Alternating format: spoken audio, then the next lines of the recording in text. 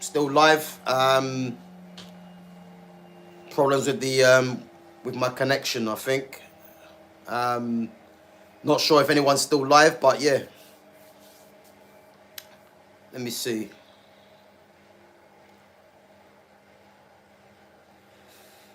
Let me see. But guys, yeah, big up yourself for coming on. Apologies for that. I think the connection's just messed up.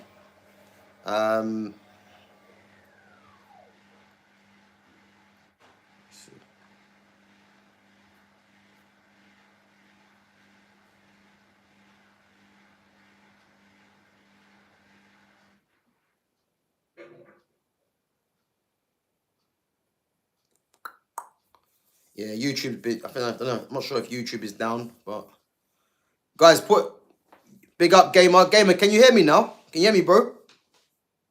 Give me a thumbs up if you can hear me now.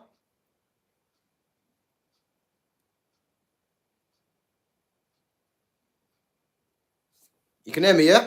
Cool. Big up Leanne for coming on as well. Big up.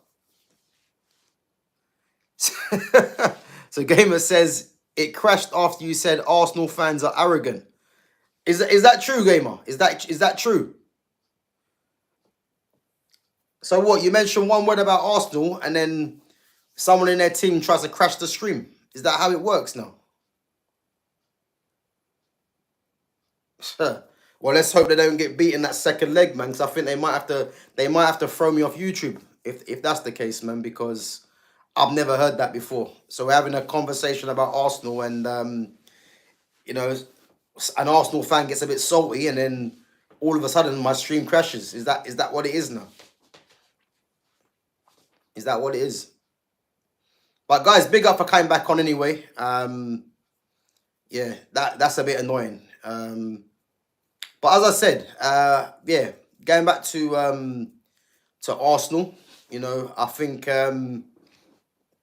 yeah, Mikel Arteta for me, he has to be seriously looked at as a failure. Let's be honest, because okay,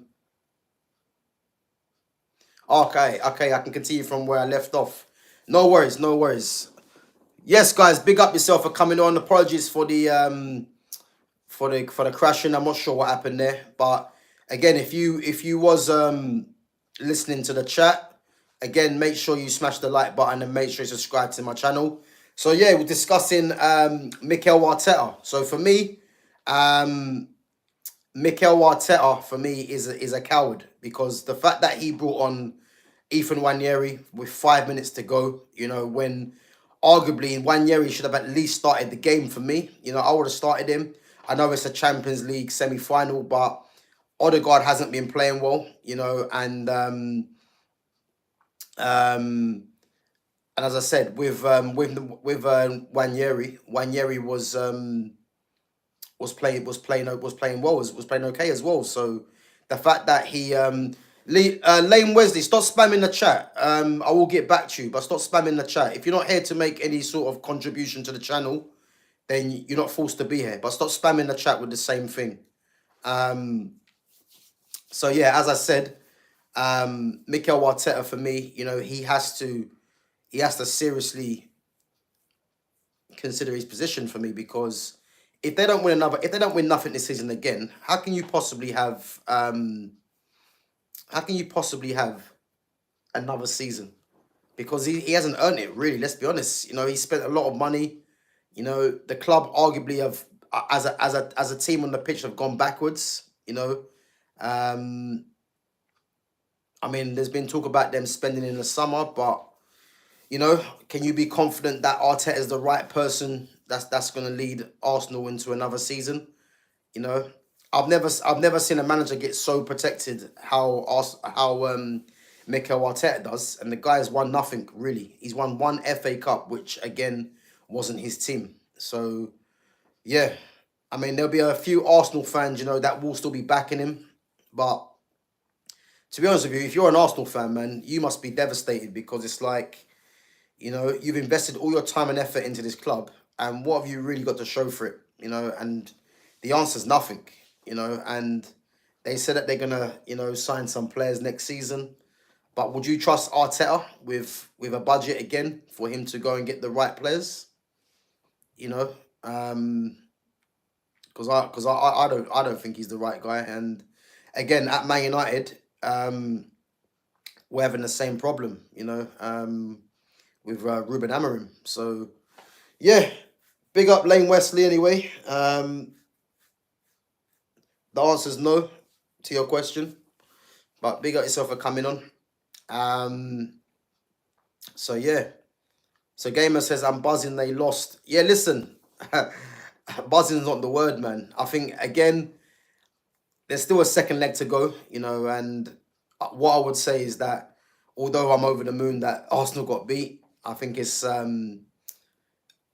there's second leg, you still have to remain cautious. Even though I think, PSG for me are not going to get beat at home.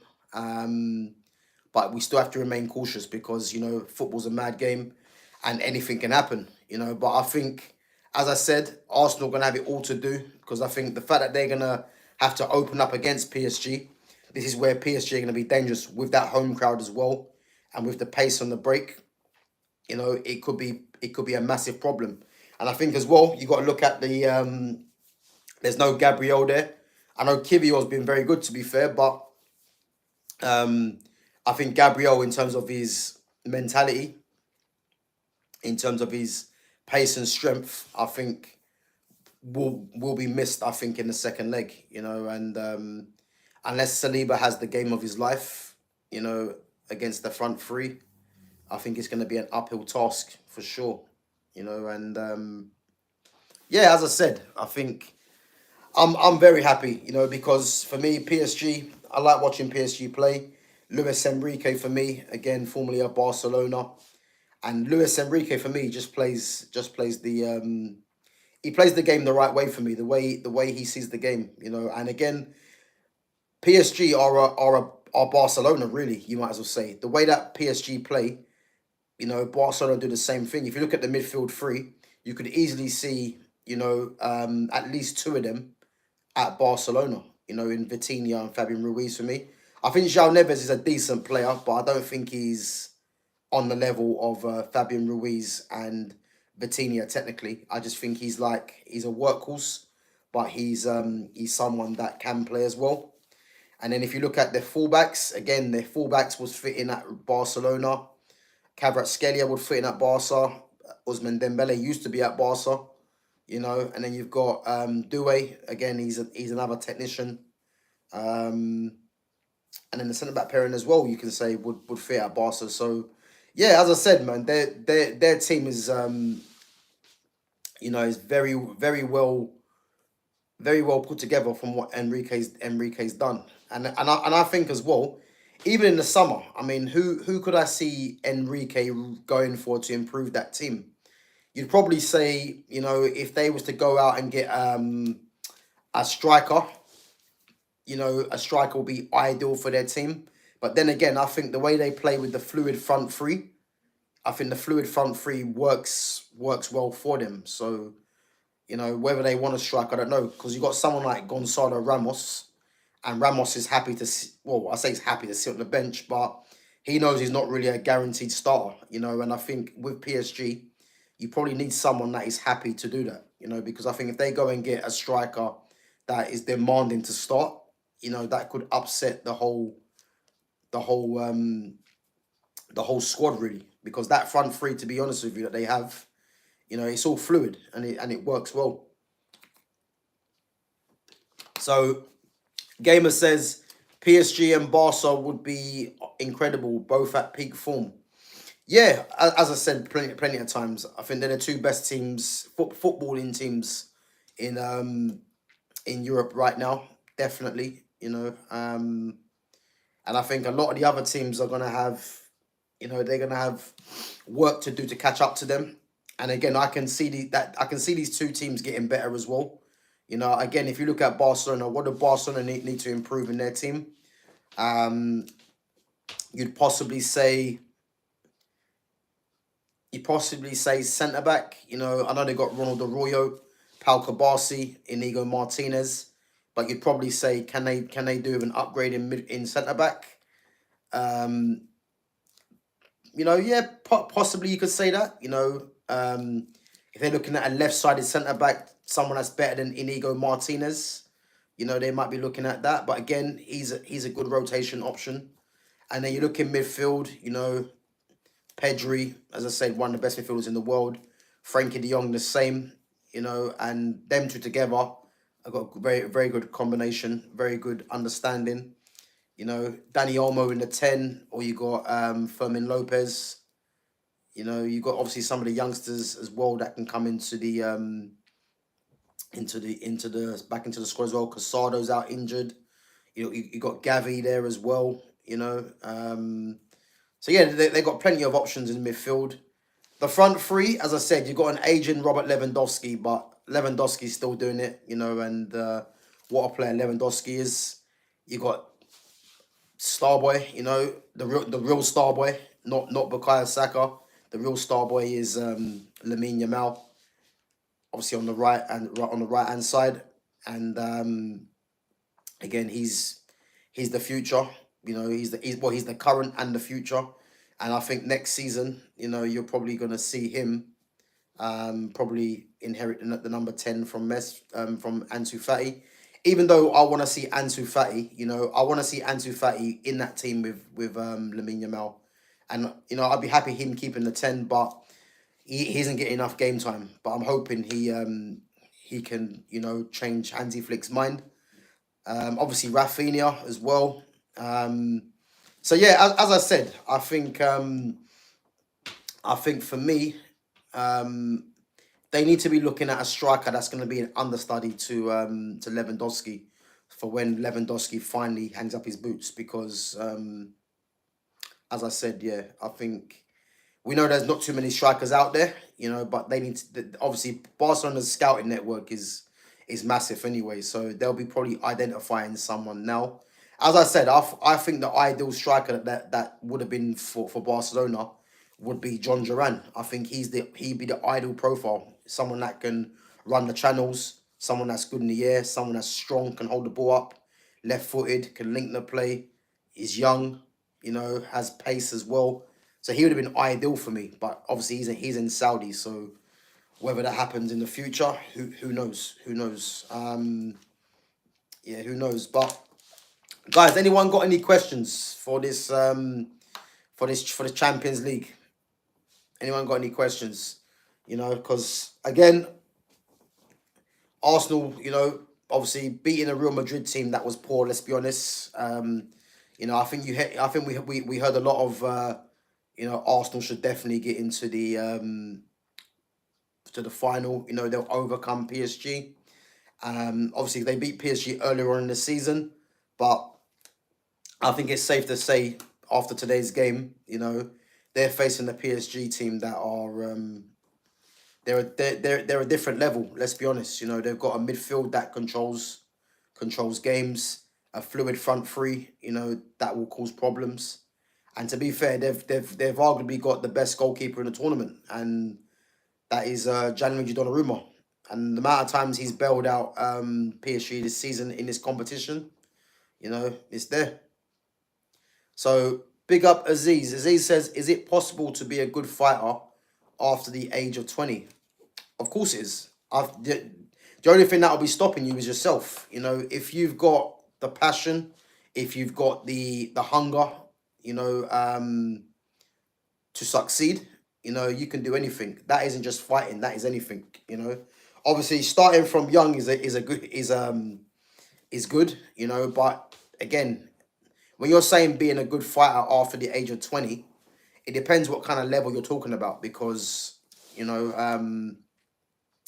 lot of these fighters obviously start from young, innit? And obviously they've got their them skills that they've been honing, and if you're someone that wants to be, whether it's a UFC fighter or a boxer, whatever it is, it just depends how much work you put into it. But it's one of them things where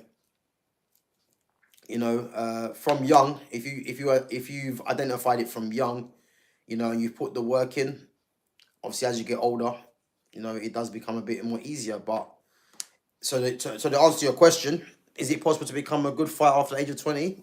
Well, yeah, it is. Just depend. It depends on you really. Um, so there you go. Joe Joyce started at the age of 30.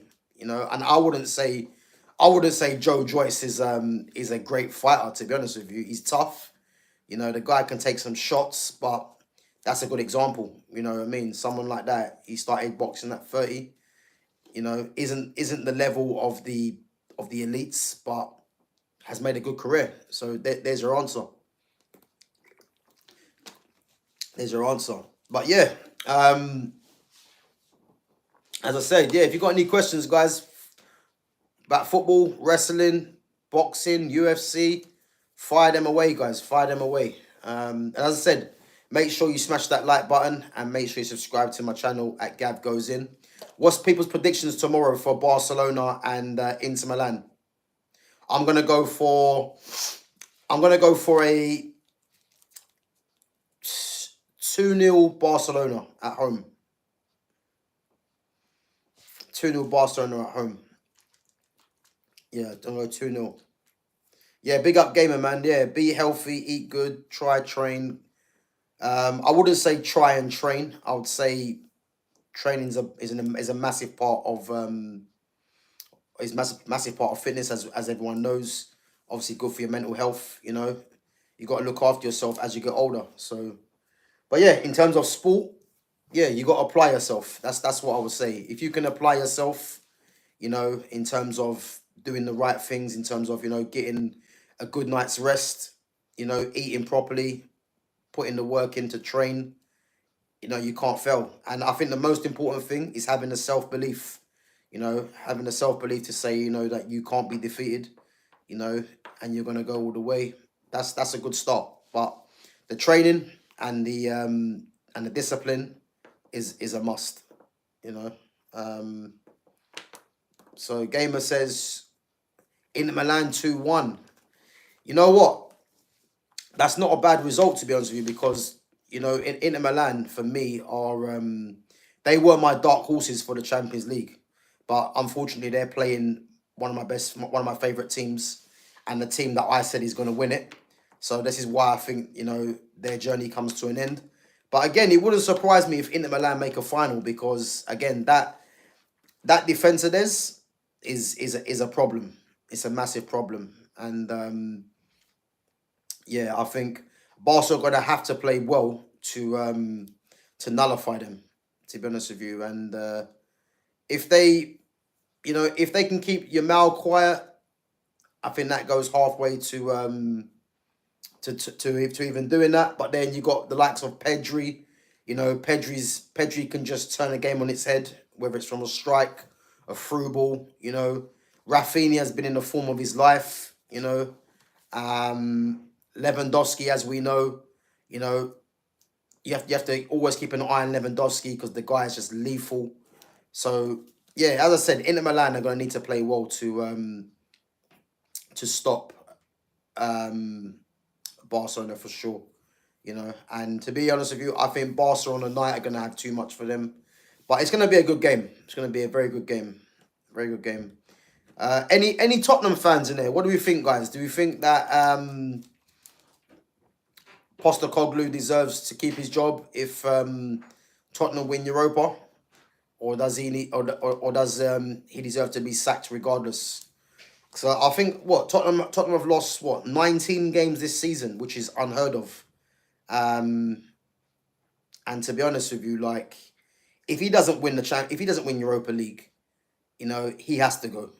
You know, his fate might have already been sealed already, but I think for sure he has to go if he doesn't win no Europa League. And I think I think Postecoglou could have no arguments, to be honest with you, because, you know, to lose 19 games in the league season is mad for a team like Tottenham. You know, all the money they've spent on that stadium as well, it's not good enough. You know, and again, not going to go into it, but as I've mentioned about Ruben Amorim, he has to navigate his way to this final win. And if he doesn't, he needs to be out of this club soon as possible. And again, Ineos, all eyes will be on them, because if Ineos go through next season, if Amorim doesn't win Europa, they have to come under serious pressure. Big up the Jana of Plymouth. Says Plymouth v Leeds weekend. We're already relegated, and the Leeds win sees them champs. Any thoughts? Yeah, my thought is on that. To be fair, big up yourself for coming on as well. What I would say, Leeds really, I would say the squad they have is probably slightly better than the Championship. Let's be honest, and I'm not quite sure where Plymouth are in the league. I know, I know. Obviously, Wayne Rooney was there and doing a terrible job. Um, but I would say Leeds will win that because if Leeds know what's required, they've got, as I say, they've got a couple of players there that you would probably say are Premiership players but lower level. The likes of well, I mean you got Janonto, Joel Pirro.